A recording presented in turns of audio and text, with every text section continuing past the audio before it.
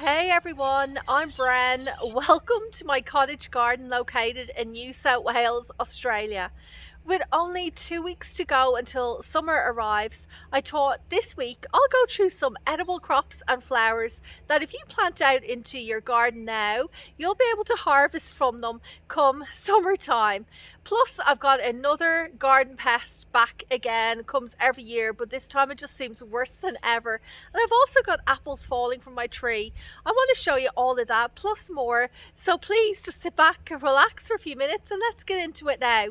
I can't believe it's late spring. Like, where has the season gone to? Summer is starting to peek through. The warm season Veggies are putting out their first flowers. Tomatoes are beginning to set. Trees that bear fruit over summer are packed, and the perennials are lush with new growth. Most of these raised beds have had their cool season crops removed and have been replaced by summer fruit, veg and flowers. For any new gardeners out there, or people thinking, oh, I might have left it a bit too late if I live here in New South Wales, Australia, I've got good news for you. You haven't. Even though I've got these plants growing in my veggie patch now, there's still plenty of time for you to get them into your garden over the next few weeks. Here are some fruit, veg and flowers that you can sow or purchase from the garden centre as small plants this week, so you can have abundant harvests in summer. Let's start off with tomatoes. They love the warm weather. Plant them now and you will have lots to harvest come mid to late summer.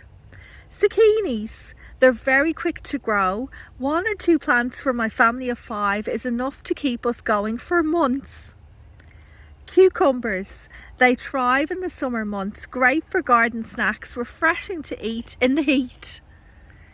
Capsicums and chilies, slow to get going. For new gardeners, the safe bet, I think, is to purchase them as seedlings.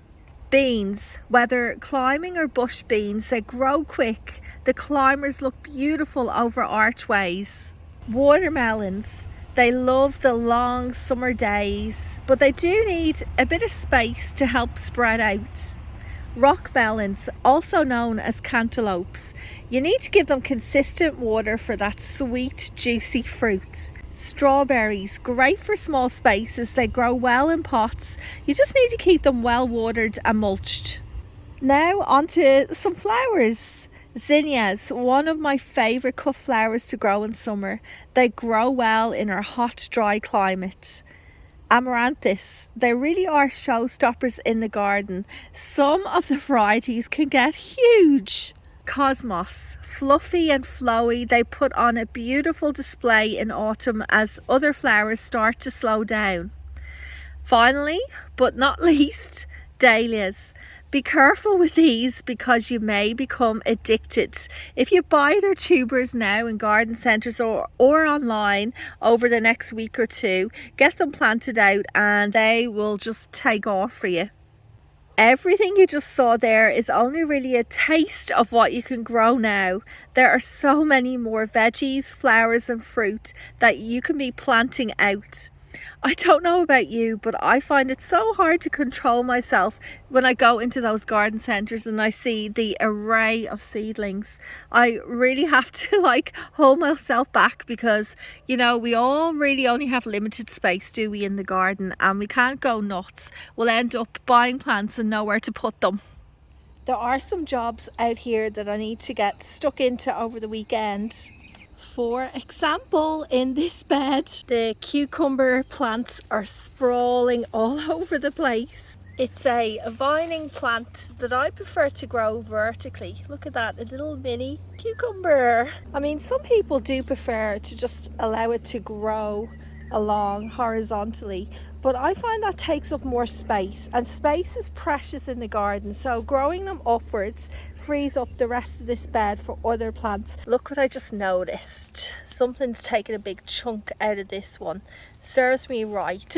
That's another reason why I don't like it growing along the ground, especially when I'm having so much trouble with slugs and snails this year. I reckon that's probably what's munched on this. And if I can just take it off the soil level, maybe there's less of a chance. I know the slugs and snails can still climb a bit, but I'm hoping by elevating it I will stop this from happening again, or maybe not so frequently. I need to get these trellised. So far this year I've only got this one variety of cucumber, which is called Lebanese cucumber, but I'd love to grow some other different types. Let me show you a few that I've had here in the past. Here are 3 unusual cucumber varieties that you can grow during summer. The first one down here is an heirloom from India called Little Potato. Number 2 are these lemon cucumbers. Finally, here's an Armenian striped cucumber. Despite its name, it's not a true cucumber, but it is in the melon family. I noticed this week that the apple trees are dropping a lot of fruit, but I'm not concerned because I've seen them do this in the past. It looks to me like these trees are doing some natural fruit thinning. This can happen sometimes when they shed the excess fruit so that they can focus all their energy onto developing the ones remaining on the tree. Now, by the looks of it, I may have to give this tree a little helping hand when it comes to removing some of these. Like here, for example, there's a lot of fruit growing very close together, and once they mature, they may be competing for space. They could end up brushing up against each other, damaging the outer skin. You just don't know what can happen. So I think safe bet is if I remove, say, 2 of these apples, and then I reckon the 2 remaining ones have plenty of space to grow to full size. I reckon about 1 fruit every 2 to 3 inches should be sufficient, but in reality my apple trees are so large and I haven't been giving them a prune that it is going to be quite difficult to reach any of the fruit that's growing up higher on this one and the other one over here. So I'll just try my best and try and encourage as many of these to grow as large and healthy as possible. And with this fallen fruit and the ones that are prune, I know many of you have given me some really great ideas using these up. One particular idea is to make some kind of chutney with them, which I may go around, gather these up. I'll let you know how it goes next week. While the apple trees are doing well, I'm afraid the same can't be said for the citrus trees that we have around the garden. They are absolutely covered in these bronze orange bugs, commonly known as stink bugs. You can see them all there, like there's must be on that little section maybe 15 or 20 of them.